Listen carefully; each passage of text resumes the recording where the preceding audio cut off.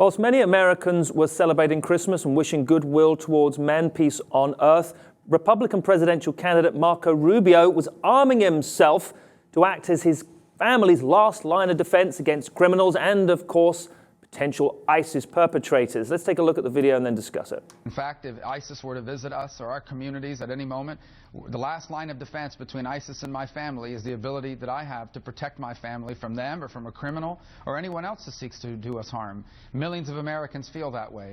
As a person in authority, as a person who's running for office, running for the highest office in the country, arguably in the world, you're supposed to allay fears. You're not supposed to fan fears. You're not supposed to increase the threat level and the fear factor that we have as citizens here, and that ISIS is really at the gate, and if you've got to arm yourself, if you don't, then you've only got yourself to blame. And that's kind of what he's saying here. He says, well, if I don't do it, who else is going to be there? And he's echoing what certain police departments have said, which I've condemned on this show, and encouraging vigilantism, saying, listen, we can't be there. Our response time, our best response time is 5 to 6 minutes. And in that time, who knows what could have happened. So you have to arm yourselves in order.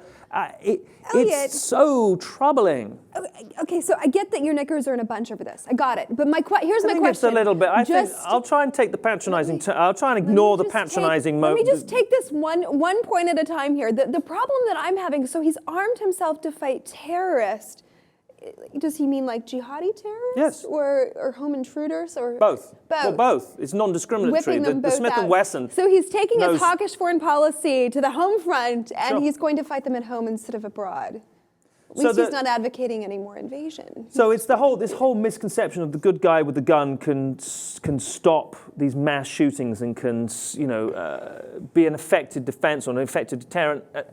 In a number of mass shootings, there's a number of publications that have studied mass shootings, 62 mass shootings that happened last year, or of 62 of the mass shootings that happened last year, there's no evidence suggesting any of those that if an individual did have a gun, that he or she could have prevented the massacre that took place or could have reduced the numbers of the deaths. In fact, if you look at the number of gun ownership and how it correlates with the increased instances of death by guns, but let's put that up full screen just for a minute, just so everyone can see that. Strangely enough, the more guns, the more violence. And that's kind of my point. When you have 300 million guns in circulation in this country, you've got 350 million, give or take, of a population. That's, it's one for one. You're not solving anything. The answer is not more guns. The other thing that I want to... Now, I know people get very, very upset about that, and particularly coming from a British person and saying you're trying to... nobody is trying to take away your guns. We understand that in the Second Amendment rights.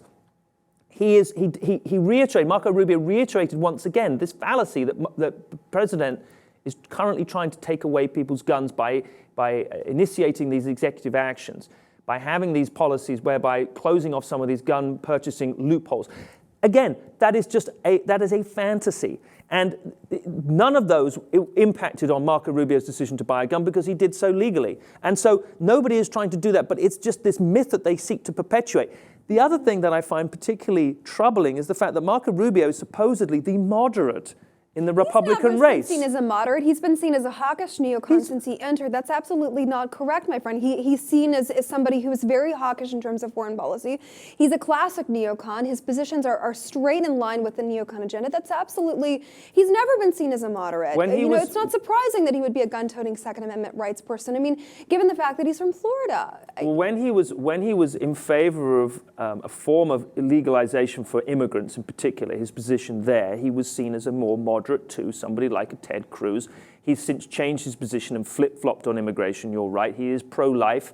His position has got markedly more severe, and he's now pro-life in all circumstances. He wasn't always that position. That's one of the criticisms that is leveled at him. He has flip-flopped on certain key areas, but he is becoming increasingly more hard-line and increasingly less, as I said, quote, moderate and palatable. For my money, I always saw him as a more moderate alternative.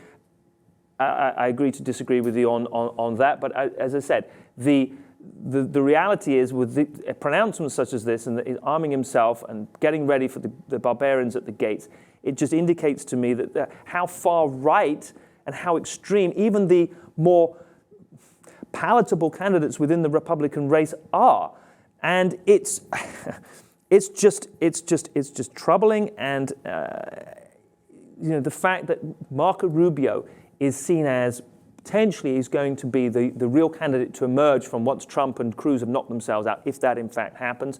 It's going to be interesting to see how that leaves us, if it is going to be a Rubio-Clinton standoff, see where that takes us.